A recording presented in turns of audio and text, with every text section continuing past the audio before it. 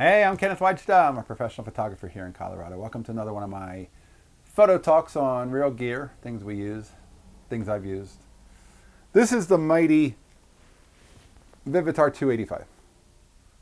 This and the 283 are what lit every news photograph in the 80s and 90s, maybe even the 70s. Does it still work great? It does.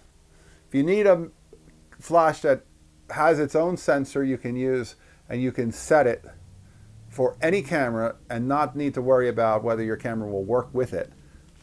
It's got a very simple system. It's got a head that actually pulls in and out so you can get different amounts of light for different focal lengths.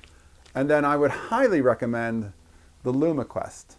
So this is a really inexpensive accessory that just Velcros on, and it gives you a way to point the camera lens, point the flash lens up, and mostly shoot it up at the ceiling, but put a little bit bouncing off of that white board.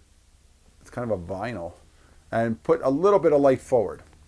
So most of the light goes up, some goes forward, and I've seen photographers in so many situations using this flash on their camera.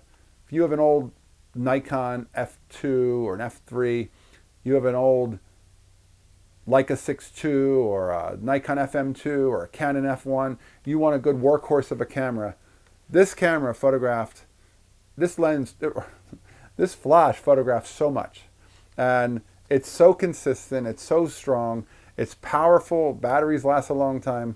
If you go to buy one, make sure the battery holder is in it. Sometimes you open this and the battery holder is missing. If you're looking at it used and there's no battery holder, you're kind of like stuck without having a way to put a battery in it. But is it recommended? Highly. It's a really, really good flash. And you can do great things with it. I'm not a big flash guy, but when I need it, you need to have something that was good and qualified. All right, pardon me. Hey, that's today's photography talk. If you're enjoying these, hit the subscribe button.